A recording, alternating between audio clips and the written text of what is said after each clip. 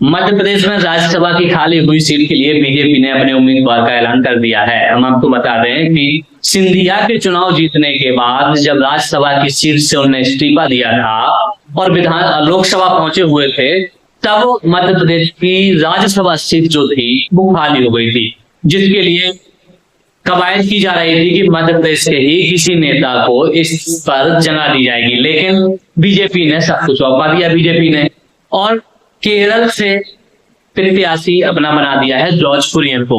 हम आपको बता दें कि जॉर्ज कुरियन मध्य प्रदेश की जो राज्यसभा सीट खाली हुई थी उसके लिए प्रत्याशी बनाए गए हैं। डॉक्टर मोहन यादव ने आज उनके साथ जाकर नामांकन भी किया है और उनके नॉमिनेट बने हुए हैं। हम आपको बता दें कि सिंधिया को राज्यसभा की सीट से जब इस्तीफा दिया था तब ये कहा जा रहा था कि मध्य प्रदेश से ही किसी नेता को यहाँ से प्रत्याशी बनाया जाएगा, लेकिन बीजेपी ने ऐसा नहीं किया।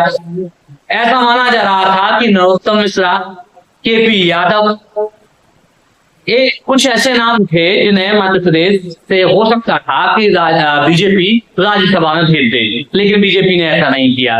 और बीजेपी ने केरल के जो मोदी सरकार में मंत्री हैं जॉर्ज कुरियन, उनको मध्य प्रदेश की राज्यसभा के लिए चयनित किया है। अब सोचने वाली बात यहाँ पे ये आती है कि आखिर बीजेपी ने ऐसा क्यों किया, क्यों केपी यादव को यहाँ से टिकट नहीं दिया, क्यों नरोत्तम मिश्रा को बीजेपी ने अपना प्रत्याशी नहीं बनाया। तो ये कुछ सवाल ऐसे होते हैं जिन्हें जानने के लिए सबके मन में सवाल पैदा हो रहे हैं। ऐसा भी कह सकते हैं केपी यादव सिंधिया जी को हराकर लोकसभा पहुंचे थे, उनके बाद केपी यादव के बाद सिंधिया वापस बीजेपी में वापसी की, बीजेपी में आए और बीजेपी ने उन्हें अपने टिकट पर चुनाव जिताया और सांसद बनने के बाद केपी यादव का पत्ता कट गया। तो क्या मान के चले कि केपी यादव की राजनीति का समय जो है खत्म हो चुका है? क्या ये मान के चले कि नरोत्तम मिश्रा का अब एमपी में छोटा हो गया है?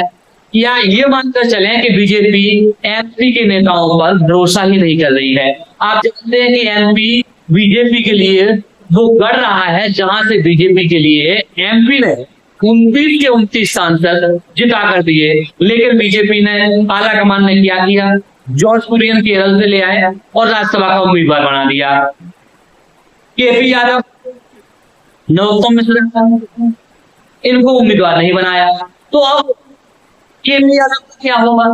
केपी यादव के लिए बीजेपी ने क्या कुछ और सोच सकता है? नरोत्तम मिश्रा जो कि बीजेपी के एक बड़े लीडर हैं, एक बड़े नेता माने जाते हैं, नरोत्तम मिश्रा चुनाव हारे, कोई ऐसा पद नहीं है उनके पास कि नरोत्तम मिश्रा सरकार में बैठते रहे, कुछ कर सके। ना तो नरोत्तम मिश्रा पर बीजेपी ने भरोसा जताया, ना ही बीजेपी ने केपी यादव पर।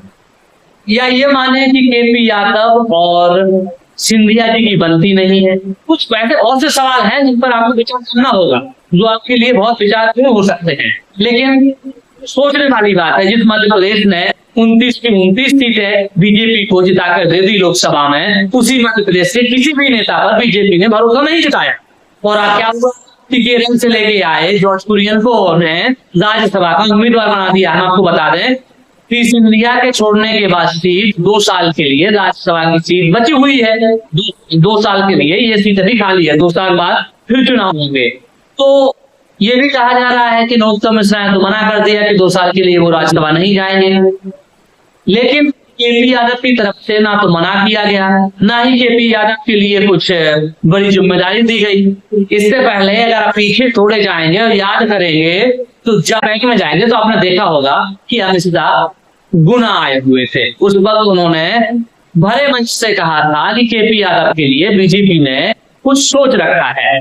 तो क्या यही सोच रखा था कि केपी यादव को रास्ते से कैसे हटाया?